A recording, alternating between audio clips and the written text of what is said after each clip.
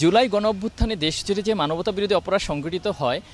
সে অপরাধের শেখ হাসিনার নামে যে মামলাটি হয় সে মামলায় সাক্ষ্য দিতে আন্তর্জাতিক অপরাধ ট্রাইব্যুনালে এসেছেন এনসিপি আহ্বায়ক নাহিদ ইসলাম। তবে তিনি আজ আন্তর্জাতিক অপরাধ ট্রাইব্যুনালে আসলেও তিনি কিন্তু আজ সাক্ষ্য দিতে পারেননি। আপনারা জানেন যে ইতিমধ্যেই এই মামলার ৪৬তম সাক্ষী হিসাবে গতকাল আন্তর্জাতিক অপরাধ ট্রাইব্যুনালে সাক্ষ্য শুরু করেছেন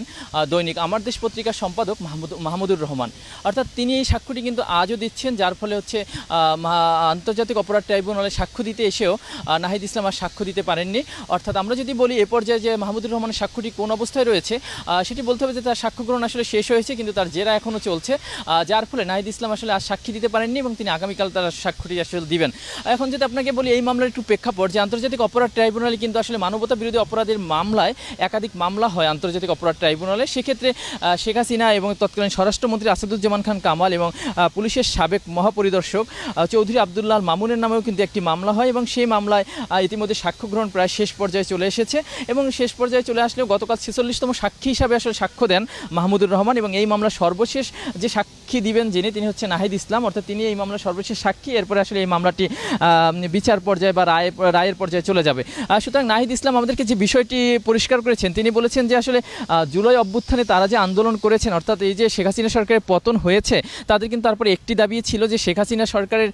তৎকালীন যারা ছিলেন এমপি মন্ত্রী থেকে শুরু করে ঊর্ধ্বতন যারা কর্মকর্তা ছিলেন তাদের আসলে বিচারের আওতায় আনা, এবং সেটি হচ্ছে। এবং সেই সাথে তিনি কিন্তু একটি বিষয় বলেছেন যে ট্রাইব্যুনাল এখন পর্যন্ত যে বিচারের কাজ এগিয়ে নিচ্ছে এতে তিনি সন্তুষ্টি প্রকাশ করেছেন এবং সেই সাথে তিনি কিন্তু বলেছেন যে তিনি আসলে ন্যায় বিচার পাওয়ার ব্যাপারেও একটি প্রত্যাশা রেখেছেন। এবং তিনি কিন্তু আরেকটি বলেছেন, যেহেতু ফেব্রুয়ারিতে একটি নির্বাচন হতে যাচ্ছে এবং সেই নির্বাচনে যারা জয়ী হোক না কেন, যে দলই আসলে ক্ষমতায় আসুক না কেন, তারা যেন এই নির্বাচনকে কোনোভাবেই বাধাগ্রস্ত না করে সে ব্যাপারে আসলে বর্তমানে অন্তর্বর্তী সরকার যারা রয়েছে তাদেরকে আসলে একটি নিশ্চয়তা প্রদানের বিষয়ে তিনি মিডিয়াকে বলেছেন। এবং আমি যদি একটু প্রেক্ষাপট আলোচনা করি তাহলে হচ্ছে বলতে হবে যে এই মামলার ৪৬তম সাক্ষ্য হিসাবে গতকাল মাহমুদুর রহমান ট্রাইব্যুনালে আসেন বেলা ১১টার দিকে এবং তিনি বেলা ১১টা ২৩ ট্রাইব্যুনালের কাঠগড়ায় দাঁড়ান এবং কাঠগড়ায় দাঁড়িয়ে তিনি যে বিষয়গুলো বলার আদালতে তুলে ধরেছেন তার মধ্যে ছিল শেখ হাসিনা সরকার যে কর্তৃত্ববাদী হয়ে উঠেছিল এটির বর্ণনা যেমন তিনি দিয়েছেন। তিনি বলেছেন হেফাজত ইসলাম কর্মকাণ্ডের কথা বলেছেন, তিনি নির্বাচন ব্যবস্থা নিয়ে কথা বলেছেন, তিনি বিডিআর বিদ্রোহ হত্যা মামলা নিয়ে কথা বলেছেন, এছাড়াও তিনি রাজাকারদের যে বিচার করা হয়েছে সেটি নিয়েও তিনি কথা বলেছেন। সুতরাং এই প্রেক্ষাপটগুলো যদি আমরা একটু মোটা দাগে ব্যাখ্যা করার চেষ্টা করি তাহলে যে বিষয়গুলো চলে আসে, যে তিনি যখন বলেছেন যে শেখ হাসিনা সরকার যে স্বৈরাচারী হয়ে উঠেছে এটি কিন্তু আসলে একটি সুনির্দিষ্ট পরিকল্পনা ছিল এবং এটি বিদেশি একটি পক্ষে সুনির্দিষ্ট পরিকল্পনা ছিল এবং সেটি তিনি বিদেশি পক্ষ বলতে এখানে ভারতের কথা বলেছেন এবং সেই সাথে তিনি কিন্তু বলেছেন ভারতের প্রয়াত রাষ্ট্রপতি এবং তৎকালীন পররাষ্ট্রমন্ত্রী প্রণব মুখার্জি যে তার একটি এখানে হাত রয়েছে এবং সেই সাথে তিনি কিন্তু এই যে স্বৈরাচার হয়ে উঠেছেন এই স্বৈরাচারের উত্থান এবং বিকাশ এবং পতন নিয়েও তিনি কথা বলেছেন। এবং এছাড়াও কিন্তু তিনি শেখ হাসিনা সরকার আমলে যে নির্বাচনগুলো হয়েছে সেটি নিয়ে কথা বলেছেন। যেমন কথা বলেছেন ২০০৮ সালে যে নির্বাচনটি হয়েছে সেটি আসলে ভারতের ম্যান্ডেটে হয়েছে। তিনি বলেছেন যে এই নির্বাচনের আগে আসলে ১০ মাস আগে এই নির্বাচনের ফলাফল আসলে ঠিক করা হয়েছিল এবং সেই নির্বাচনের ফলাফল ঠিক করতে গিয়ে তৎকালীন ভারতের পররাষ্ট্রমন্ত্রী প্রণব মুখার্জি যিনি রয়েছেন তার সাথে আসলে সেনাপ্রধান মইনু আহমেদের কয়েক দফায় বৈঠক হয় এবং সেই বৈঠকে কিন্তু প্রণব মুখার্জি তৎকালীন সেনাপ্রধানকে আসলে সেফ এক্সিট দেওয়ার বিষয়টিও আসলে কথা বলেছেন এই বিষয়টি। এবং সেই সাথে তিনি কিন্তু বলেছেন যে শুধু এই নির্বাচন নয়, ৩টি নির্বাচনে যারা সেনাপ্রধানের ভূমিকায় ছিলেন তারা আসলে সবাই বিতর্কিত ছিলেন। বিশেষ করে আসলে নির্বাচনের পরে এই সেনাপ্রধান যারা ছিলেন বিশেষ করে মইনু আহমেদ এবং জেনারেল আজিজ থেকে শুরু করে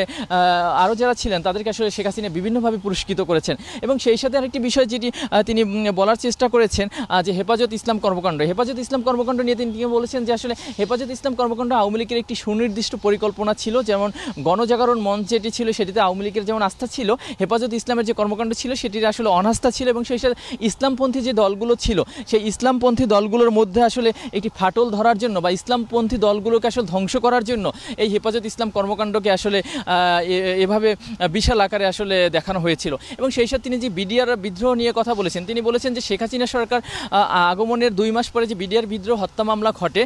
সেখানে আসলে এটি শেখ হাসিনা সরকার বা তৎকালীন আওয়ামী লীগ সরকার যারা ছিল তারাই আসলে এটি চেয়েছিল এবং তার প্রধান কারণ ছিল সেনাবাহিনীর মধ্যে যে একটি মনোভাব রয়েছে সেই মনোভাবটি আসলে ক্ষুণ্ণ করার, অর্থাৎ দেশপ্রেমের যে একটি মনোভাব সেটি আসলে ভেঙে দেওয়ার মনোভাবই আসলে এখানে কাজ করেছে। এবং সেই সাথে তিনি কিন্তু আরও উল্লেখ করেছেন যে এই বিডিআর বিদ্রোহ হত্যা মামলার সাথে যিনি সবথেকে জড়িত ছিলেন তিনি হচ্ছে শেখ তাপস, অর্থাৎ তার কিন্তু এখনও বিচারের আওতায় তাকে আনা হয়নি, এজন্য তিনি আদালতে একটি দুঃখ প্রকাশ করেছেন। এবং এরপর সর্বশেষ যদি আমি বলি যে আজ কিন্তু তিনি দ্বিতীয়বারের মতো ট্রাইব্যুনালে আসেন দ্বিতীয় দিনের সাক্ষ্য গ্রহণ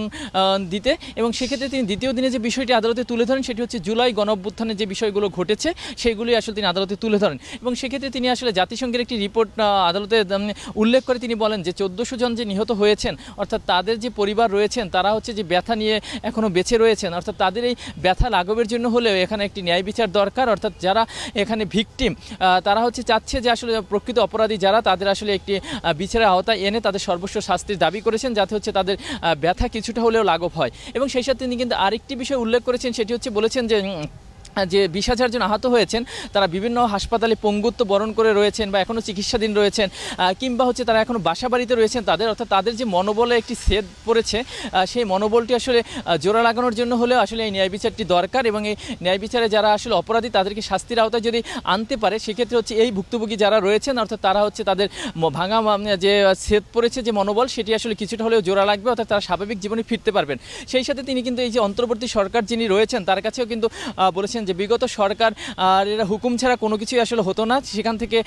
সরে এসে আসলে এই বিচারটিকে একটি ন্যায় বিচার নিশ্চিত করা। সুতরাং আমরা বলতে পারি যে নাহিদ ইসলাম, মাহমুদুর রহমানের আসলে সাক্ষ্য গ্রহণ এবং জেরা আজই সম্ভবত শেষ হতে পারে।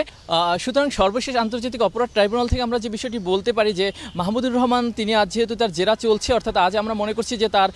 সাক্ষ্য গ্রহণ এবং জেরা আজই শেষ হবে, সুতরাং সেক্ষেত্রে নাহিদ ইসলাম তিনি আগামীকাল এসে তার সাক্ষ্যটি আদালতে দিতে পারবেন এবং এটি আমরা আশা করতে পারছি এখন পর্যন্ত। এবং আন্তর্জাতিক অপরাধ ট্রাইব্যুনাল থেকে এটি ছিল আসলে সর্বশেষ।